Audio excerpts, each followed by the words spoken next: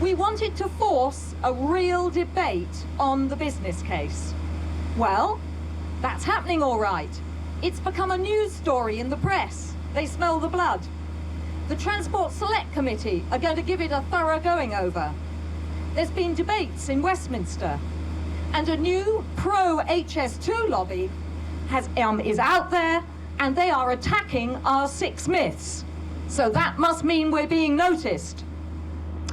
And I also said that we wanted to make sure we had good alternatives to HS2.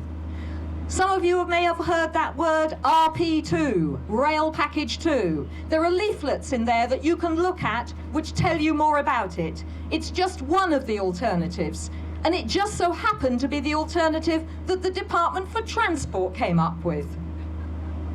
Now, 6 months later, where are we? Well, we have a new business case for consultation. Guess what? It contains an awful lot of the old flaws, and it's definitely not value for money. But we're also discovering errors that go right to the heart of the case for a high-speed 2. Mistakes that affect not just the business case, but the actual justification for having it very high speed, and, of course, the need for it to go so straight and through places such as this. So first of all, let's have a think about these claimed £44 billion worth of benefits. Well, 40% of them stem from the fact that HS2 has shorter journey times. It saves, as we all know, about 30 minutes to Birmingham and about an hour in the second phase.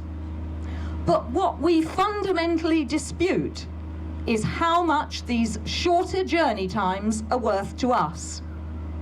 Martin talked about the £6 billion that they were worth to leisure travellers.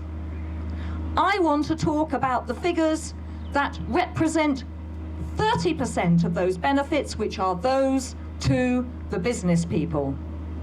Now, 10 or more years ago, the way the DfT have done their calculations, I might have agreed with. If businessmen get there 30 minutes quicker, then they had 30 minutes more time to do some work and be productive. But what's missing?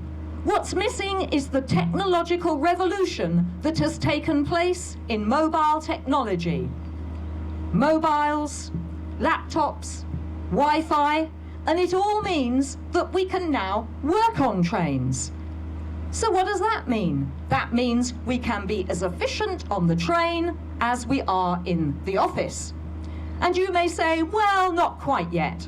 For which I'd say, well, we certainly will be by 2026 or 2032. The fact we do not waste our time on board trains has a devastating effect on the business case. Because if productivity doesn't increase with HS2, then a huge chunk of the benefits disappear. But, as you can imagine, the government don't give up that easily. They have a cunning plan. Clearly, people can't work if the trains are so crowded that they can't get a seat. So, if we don't provide the extra capacity for the next 32 years, then trains are going to be jolly crowded by 2043. So it's all right, HS2 fixes that. It'll still deliver the benefits, it'll just do it another way. And getting rid of the crowding that will otherwise be so bad that people won't be able to work. Now that's a plan that even Baldrick would have been proud of. Such a plan might make sense if the only alternative to capacity is HS2. And that there's nothing else we can do. But we know that's not the case. But this admission that 30 minutes shorter journey times doesn't mean 30 minutes more productivity has even more fundamental implications. Because it goes to the heart of the decision on speed and the decision on route choice. Why do high-speed trains need to go so fast? Well, that's easy. It's so we get there quicker. Why does that matter? That's easy too, say DfT, because getting there quicker produces all those billions of pounds of benefits. But it's a trade-off. Going much faster also has serious costs. As Steve will be telling us, it uses a lot more energy at high speed, you have to go in nearly straight lines, and you can't stick it next to the existing transport corridors, and it also costs much more to build. Now the key issue is, are the journey time savings worth enough to suffer these penalties? We don't think so, now that it's clear the productivity benefits don't exist. What is undeniable, therefore, is that it needs a fundamental rethink on speed and, in turn, the whole route selection process. The sums must be redone, and before spending £30 billion of our money, it's the least we should expect.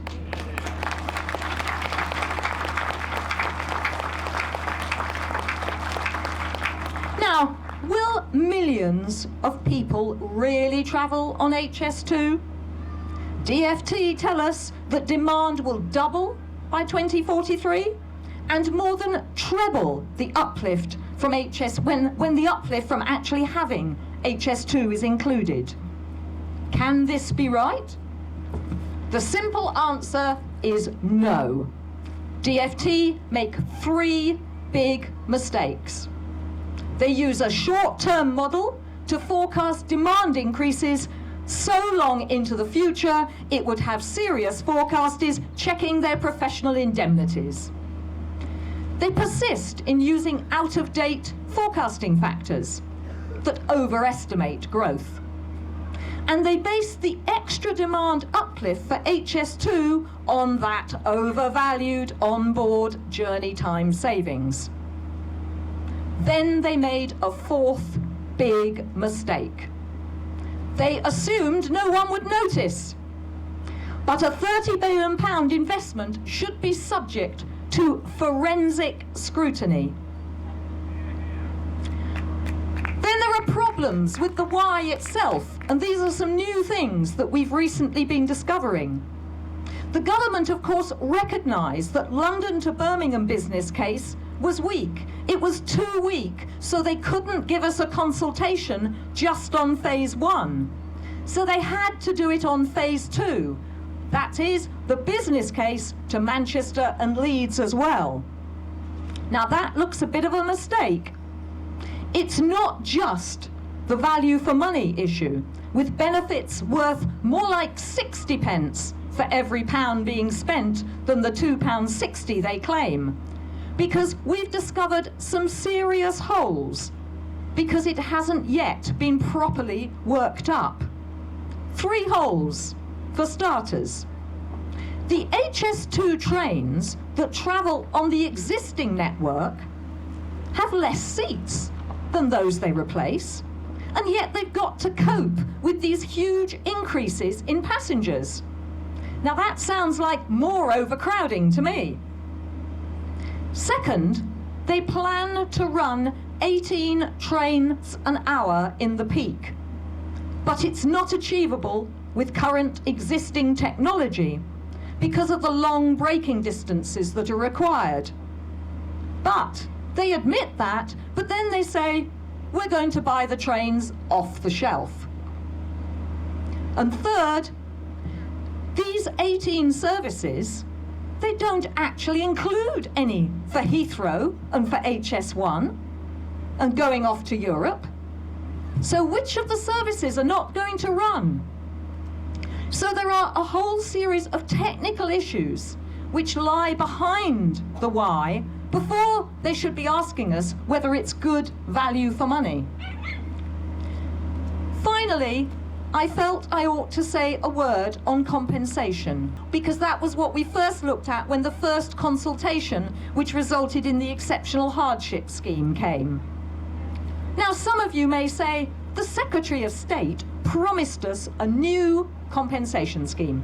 What's more, he said it was the best that there would ever been in the UK. So did we get the proposals we were expecting? No, we didn't. Instead, we got 3 options and a clear steer that government want to select the one that is the most convenient scheme to them and is just not fair. Who here supported the alternative compensation scheme that we developed last time? Put your hand up if you supported it. Well, 84% of all the people who responded last time supported our alternative compensation scheme. Now, the good news is, and there is some, the government have actually included it in the consultation. They've included it as the second option, and they've called it the property bond. The bad news is they haven't made the terms as good as we put to them. But we're only going to get it improved if you respond in the consultation question 7 and remind them that you backed the property bond. People are suffering the effects of property blight from HS2 now, here, today. Had Philip Hammond actually consulted on the scheme that we put to him, as we had proposed it, we would now be well on the way to fighting that blight. So, as others have said, the consultation is our chance to make our voice heard.